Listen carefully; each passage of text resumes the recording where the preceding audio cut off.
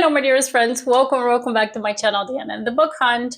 It's not a secret to say that I've been in a reading slump this summer.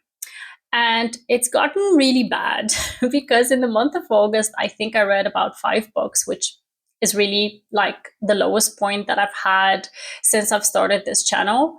And I just haven't been very excited about books in the past couple of weeks. Like when I'm looking at the new releases that are coming out or what I have available to me, nothing is really striking my fancy. And whenever I pick something up, it turns out to be like a 3-star read. So I'm kind of not getting in the mood to get back into reading that much because I just haven't been picking up really great books.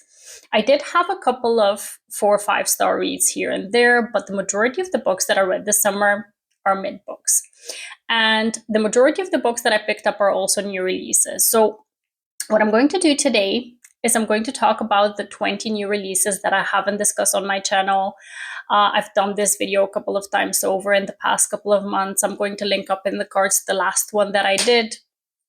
And then I'm going to talk about 20 books that I read since May. So from May until the end of August, that are all releases that are based in 2025. So I'm going to talk about all these books where you're going to notice a pattern that a lot of these books are going to be no books. And honestly, I have been excited to pick up these books when I was reading like the synopsis or when I was seeing who wrote them and that I've read books by them before and I'm excited for the new release, and they just haven't been hitting the spot. So maybe before I go into the discussion of the books, let me please ask you to recommend to me your latest 5-star books, like books that you've been obsessed with lately. I really want to get back into reading my regular amount of reading in fall, and I just want to be excited about picking up books again. So please recommend to me your latest 5-star reads and why I should pick them up so I can get out of this dang reading slump and just get back into reading. So I'm going to start off with a book that is part 2 in a duology by Danielle L. Jensen. The second book is called A Curse Carved in Bone. And this one follows up A Fate Inked in Blood. It's a kind of a Norse mythology, romantasy kind of a situation. And I have to say that book 1 was a 3-star read for me. It started off as a 5-star read until the 50% mark. And then the last part of that book just lost me. So it became a 3-star read.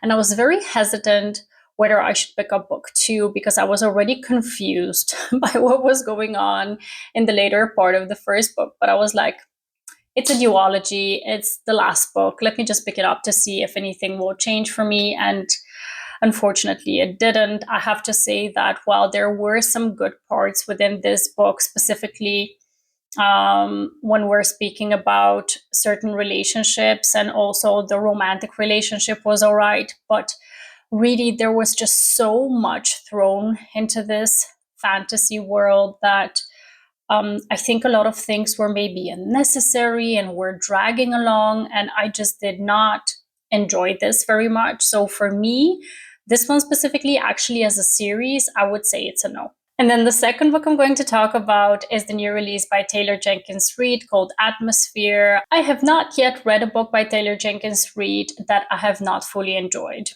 All of her books hit the mark for me. This one also did hit the mark for me. I gave it 5 stars. Honestly, it became a 5-star read like in the last couple of chapters of the book. Until then, it was like a 4-star read, a solid 4-star. But then the ending really made me feel, it made me tear up, and I really loved it.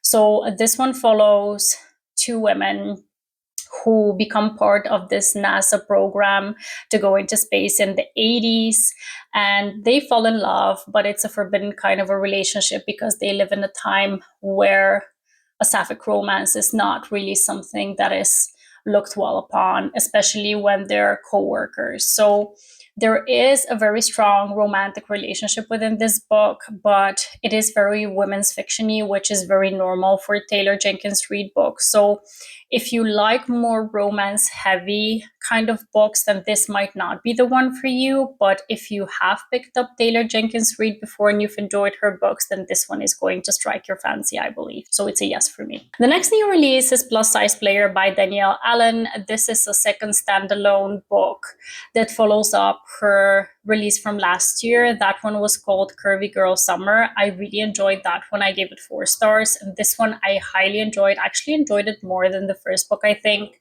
I gave this one 4.5 stars. It's a very spicy, a very fun and very adventurous kind of a book. We've got a heroine who is dating around and she's very happily kind of independent in her life, and she's an influencer, a plus size influencer, and she's dating this guy with whom she's starting to develop more of a relationship. But then it turns out that they're going to be working together, so it becomes kind of a forbidden romance. And I just love the heck out of the heroine of this book. I also love the hero, don't get me wrong, but the heroine was the star for me in this book, and I just highly enjoyed it. So this is a definite yes for me. Now, the next new release is Sounds Like Love by Ashley Poston. And if you followed me on my channel, you know that I've loved a couple of other Ashley Poston books in the past. So The Dead Romantics and The 7-Year Slip were both 5-star reads for me. So I was very much looking forward to this one, the new release by this author. But unfortunately, this one is a definite no for me. I was very much looking forward to this one because typically Ashley Poston has these magical touches within her books that really make the story very unique and exciting. In this one, there was this magical touch, but it was just not working for me. I did not buy into the romance of this couple. I did not enjoy really the setting of the book. There was just something really missing for me in this story. We've got a hero and heroine who share this telepathic bond of hearing a song that they want to work on together. And she lives in LA. She is working in the music industry, and she goes back home because her mother is dealing with early onset dementia. And she goes back to her hometown. They have this bar where a lot of musicians have come to perform. So there is a very nice setup at the start of the book for how the story starts, but then the execution of it all was just falling flat for me. So this one, unfortunately, is a no. Now, the next one is, I think, a very anticipated release for a lot of people who love romance. It's the follow-up book to Lights Out by Navessa Allen. Everyone hyped on the hype train for Lights Out, and everyone was looking forward to the follow-up book, which is called Caught Up. And I haven't yet found the person who had a lot of positive things to say about the second book. I unfortunately didn't love it either. It's kind of a mafia dark rom-com. That's how it's kind of marketed, but I found that the mafia aspect was not very fun or original. The romance was okay, but not anything to write home about. The hero, I think his story was not as flushed out as it could have been. The heroine is, I think, the only kind of positive thing about this book because her story is flushed out quite well. But whenever you have this hype behind the first book, and then you come out with a second book that just doesn't deliver, it just makes it so that I'm going to be very hesitant about picking up another book by this author. I was really, really disappointed by this book. I gave it 2 stars, and I would definitely not recommend it. Now, another very highly anticipated release for 2025 was Rose in Chains by Julie Soto. I have loved all contemporary romances that Julie Soto has come up with in the past. So Not Another Love Song and Forget Me Not have been favorites of mine for the past 2 years. And I was very much looking forward to this one because people who had read The Auction, which is the fanfic story that this traditionally published book is based off of, everyone loved The Auction. So I was like, okay, if everyone loves this book, I'm definitely probably going to love Rose in Chains. But the thing with this book, with this romantasy book, is that when it was a fan fiction, it was based off of Harry Potter's world, and I'm not a Harry Potter fan. I've not read the books, I've not seen the movies, I'm not into Harry Potter at all. So I was very much looking forward to reading this one without having the Harry Potter world attached to it, because as traditionally published, this book needed to kind of have its original world building. It needed to step away from that world. And the world building was just not great in this book, to be quite honest with you. And the slow burn relationship between Tobin and Bryony was not the best either. I think Julie Soto was going for building up longing and yearning and kind of the forbidden aspect within their relationship, but it just fell a little bit flat for me. I was not very intrigued by their story. I was not very intrigued by the world building. So I ended up giving this one 3 stars. And if you ask me if you should pick it up, I would probably say no, because there's just so many other romantasy books that are done so much better. So for me, I think this is a no as well. So are you noticing a pattern here? It's just no, no, no, no. And the next one is not going to be any different. It's the latest release by Donna Marchetti. It's The Proposal Project. This one is marketed as a romantic comedy where we've got a hero and heroine. Both of them are best friends with another couple. So she is best friends with a girl that is part of a couple, and he's best friends with a guy.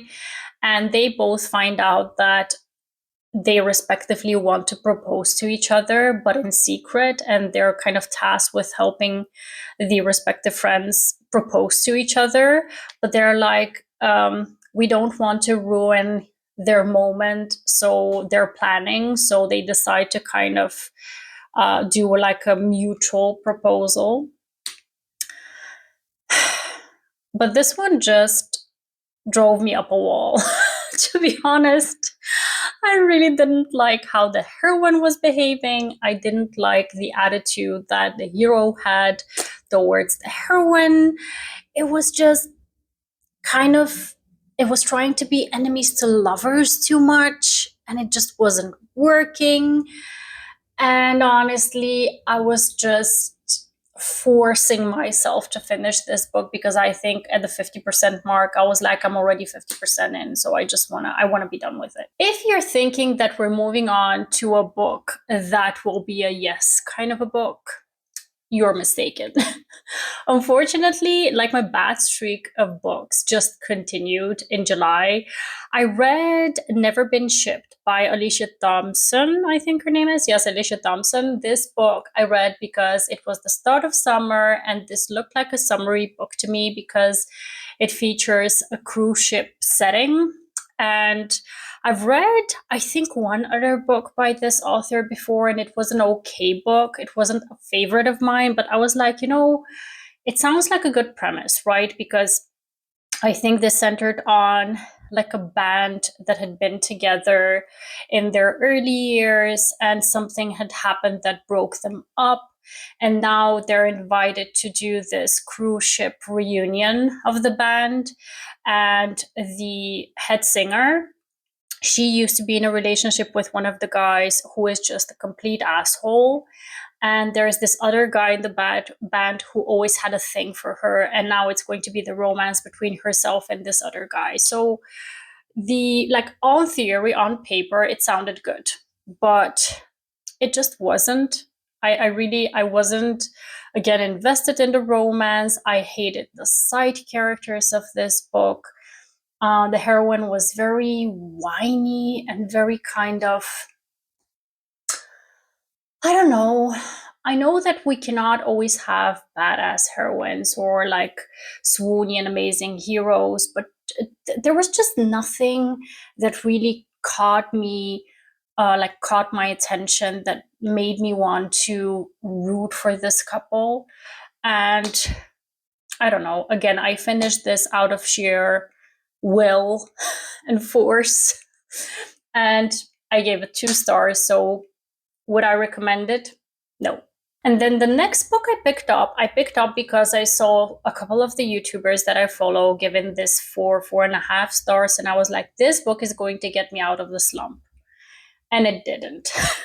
The book is called Not Safe for Work by Nisha J. Tooley. And I know that this author has a fantasy romance series that everyone is loving. So maybe I just need to try her romantasy series that's going to work better for me, because the contemporary romance that I read that is a recent release is just not it for me.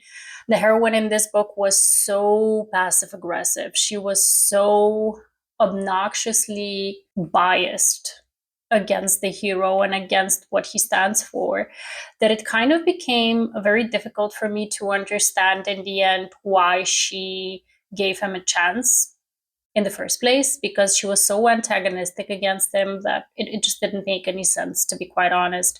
This is a workplace romance where the hero and heroine get invited to this work retreat, like 2-3 week retreat, and they seemingly hate each other's guts because they're kind of rivals. And yeah, the heroine just doesn't make it easy for the hero to break down her walls and to really move on to a romantic relationship. So I just didn't get this one. I didn't get this one. Like, the setting is very summery, very amazing, and I love the setting of the book, but the heroine just ruined it for me. So I didn't love this one and I wouldn't recommend it. I finally am moving on to a yes book. And this is a young adult romance. So something that I don't typically gravitate towards, something that I don't usually pick up nowadays. But this is a book that features the children of a couple that I love.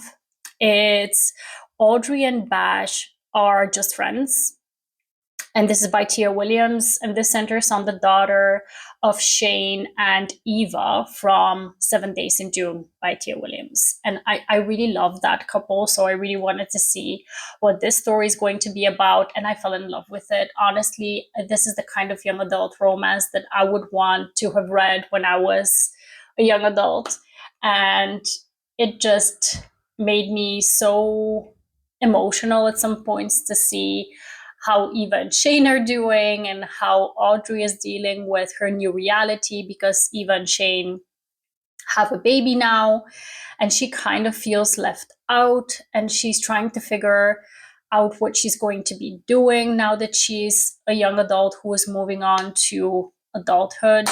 And she meets this guy who is the complete opposite of her, and the two of them, they just have this very interesting relationship. I just really fell in love with this story. I would highly recommend this one. And then I read a book by Mia Sosa. I have loved one of the books by this author before.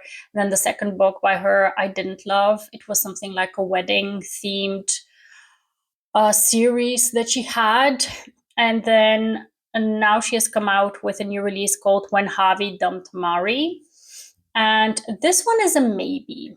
This is a best friends to lovers kind of a situation where the heroine is going to be getting married to someone else, and her best friend sees it as a chance to kind of get his shit together and prove to her that he's the right man for her. And this is not always my favorite kind of a setup for a romance, but it was all right. I did find that their relationship was very well fleshed out, because we do get flashbacks of how they met, how they became friends, how important their relationship has been to each other over the years, what kind of situations that they've dealt with. And I enjoyed it. I gave this one 3.5 stars.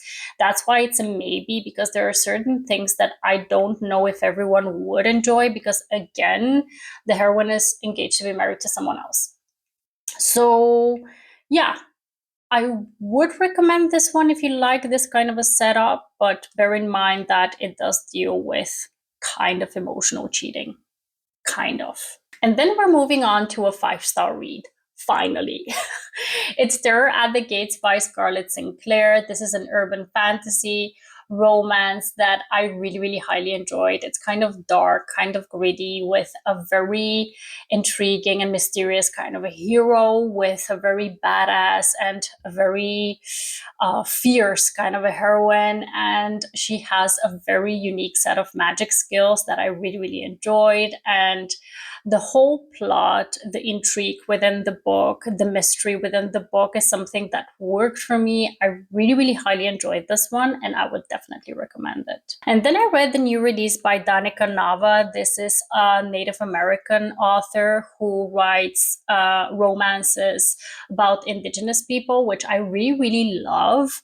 And her previous book didn't work for me because of the setup of the book. Her previous book, what was it called? I don't remember what it was called, but it was her debut. I read it last year, and the heroine kept on lying to the hero throughout the whole story, and that's why I didn't love it. So I was definitely willing to give this author another shot, because I definitely think her voice is important within the romance community. And I did enjoy this one. This one features a heroine who is a pop star. Something goes very wrong. She gets into a bad kind of a rep with her fans because she has been promoting herself as an Indigenous singer, but it turns out that the decisions she's making and the type of music that she's bringing out is not really representative of her actual tribe of people. And yeah, they start to doubt. So her fandom starts to doubt that she's an actual Indigenous person. So she goes back to her roots. She goes to visit her grandma, and there she meets our hero, and he's kind of antagonistic towards her at the start, because he's like, yeah, you're kind of misrepresenting us, and I'm not really in for what you've been doing with your career, and I do appreciate your talent, but you can do better, essentially. And I don't know, I just enjoyed that part of the story of her getting back to know her roots, her really starting to appreciate what she has been missing when it comes to that part of her heritage. And also the romance was all right. There were certain parts within the book that really irked me, like her mom is the character who is like this cringy kind of a character, but I do get why she's part of the story and what her part of the story really represented. But yeah, overall, I enjoyed this one. I think it's worth picking up this book because it's definitely a voice that we need to have in the romance community, as we have so few of these kinds of romances. So give it a try. And then we're moving on to another favorite. I think this was my favorite read for the month of August. It's called For Whom the Bell Tolls by J.C. Lynn. This one I gave 5 stars to. It's about a romance that is centered on a hero and heroine who are dating in the afterlife.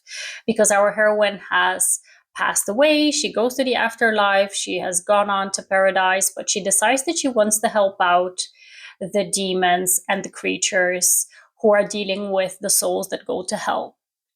And I really enjoyed this one. It's a romance between a human soul and a demon. And the demon is the kind of demon who is very scary looking on the outside, but is amazingly sweet on the inside. So yeah, this one was a definite hit for me. It is a bit of a slower kind of a read, but it's one that reads more like a cozy romantasy read than like a very high-paced action-filled romantasy. So if you're into this kind of a read, I would definitely recommend it. And then I picked up another romantasy that I honestly don't remember too much about anymore, which means that I don't think it's really worth the read. It's called The Wind Weaver by Julie Johnson. It's a new release that I saw. I think the first person I saw talking about this one was Tori from Novel Life. She, I think, gave this one 4 stars. And if I have to be honest, like while I was reading it, there were parts of this story that were enjoyable for me. But the hero's part of this book was a bit confusing for me, like the pacing of the hero's decisions and feelings about the heroine. Because in this book, we've got like certain characters. There's like 4 people who are part of this, let's call it like prophecy, and each of them has the powers of the natural elements. So we've got fire, earth, wind, and water. And our heroine is obviously the Wind Weaver. The hero, I'm not going to spoil which one he is, but essentially they've been looking for her for a long time. The hero finds her and he's very antagonistic against her at the start. It looks like they're going to have this enemies to lovers situation going on, but it's not really reasoned as to why that is, like why he has these feelings towards her. And the whole time the idea is that she's supposed to be helping them out, but like he's behaving like a total jerk to her, so I'm not sure why he expects her to help them out. So there are certain parts of the book that were kind of confusing for me. At the same time, I did kind of fly through it, so I think this is maybe a maybe book, but I didn't find it very memorable. And if I don't continue on with the series, then I don't think I'm going to be missing out on a lot, to be quite honest. So it's a maybe. And then I picked up a book by Maisie Eddings. It's her latest release called Well Actually, and I DNF'd it at 35%. I typically don't talk about DNFs because I don't want to give my full thoughts and ratings about a book that I have not fully finished. But this one really stuck with me as a book that I really did not enjoy for the full 35% that I read it. This is supposed to be like the chicken dinner date, kind of an interview style setup of a heroine who is doing these interviews, but not over chicken, but over like hot dogs. And she's inviting these guests to interview, and she's supposed to be interviewing her ex because what she did is she posted something about him online, and then the video went viral. So her producers thought that it's the best idea to invite him over so they can hash it out during this interview so they can get ratings, right? So the heroine here was absolutely unlikable. And she was behaving in such an immature way.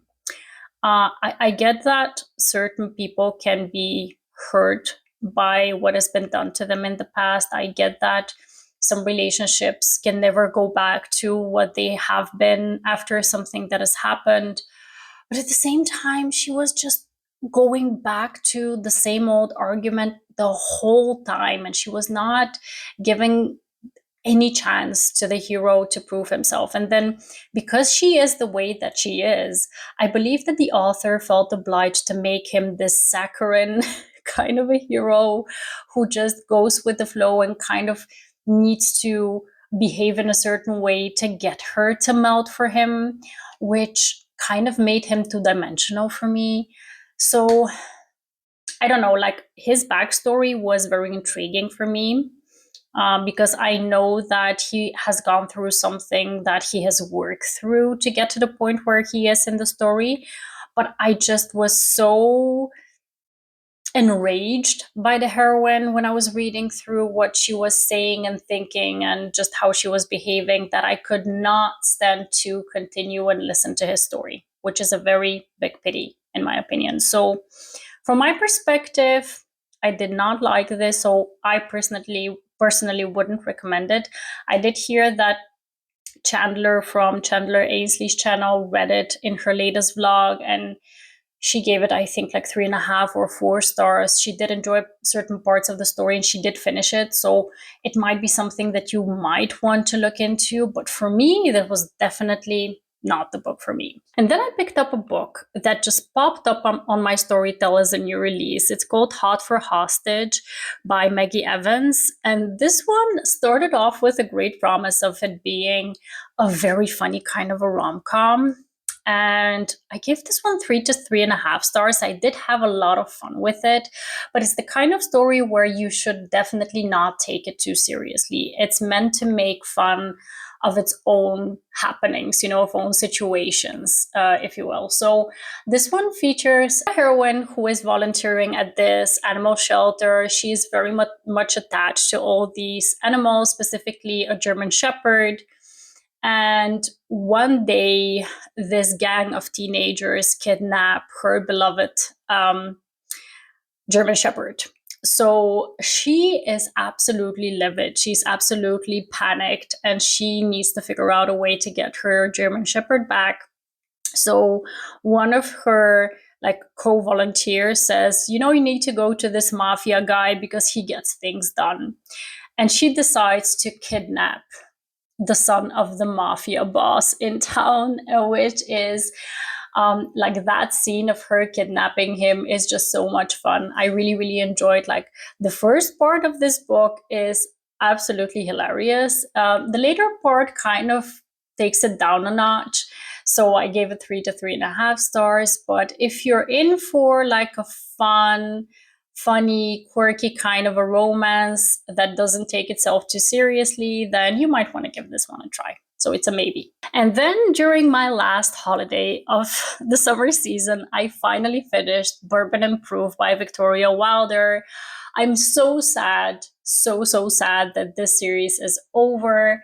I fell in love with the Fox brothers within this small town Kentucky bourbon making series, and I fell in love with the heroines as well. And this one did not disappoint. I gave this one 5 stars as well, and I would definitely recommend it.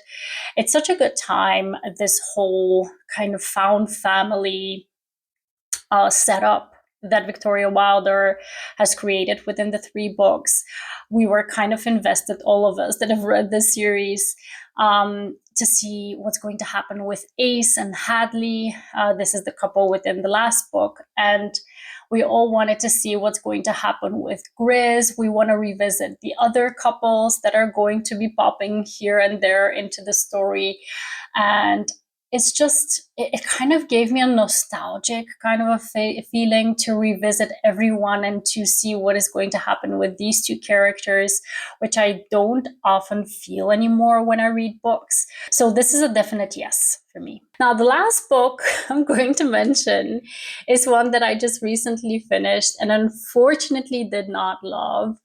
I say unfortunately because the debut of this author was released last year and I really, really enjoyed it.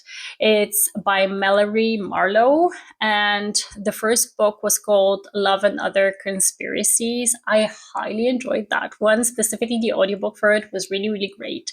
So I was very much looking forward to the second book by this author, which came out just recently. It's called Love at First Sighting. And it just didn't hit in the same way as the first book. Within this one, we've got a heroine who is an influencer, and she kind of has this experience up in the mountains where she's filming some content and she sees something that looks like a UFO or something weird like extraterrestrial. And she goes live to show everyone what's going on. And the hero is part of this agency that is monitoring such kind of activities. And he's kind of like a Men in Black type of a hero, which I very much enjoyed, like the whole setup of portraying their department in that way, because it does give you a very specific idea of what his work is like. And I don't know, there were certain parts that I enjoyed and found fun, but there were certain parts that fell flat for me, and I just didn't enjoy it as much as the first book. So this one, I'll probably say maybe, but if you've read the first book and you expect something similar in terms of the fun aspect and like the whole bantery kind of relationship between the hero and heroine, we don't have this in this book specifically. They kind of form an alliance together. There's not a lot of banter in this one, so kind of fell flat for me. All right, dearest friends, these were the latest new releases that I managed to finish that I had some thoughts on that I wanted to share with you. Again, please let me know what your favorite reads have been lately. Let me know what your 5-star reads have been so I can possibly look them up and hopefully get out of this reading slump. And I hope to see you in the next one. Have a wonderful, marvelous day. Happy reading. Take care, and bye-bye.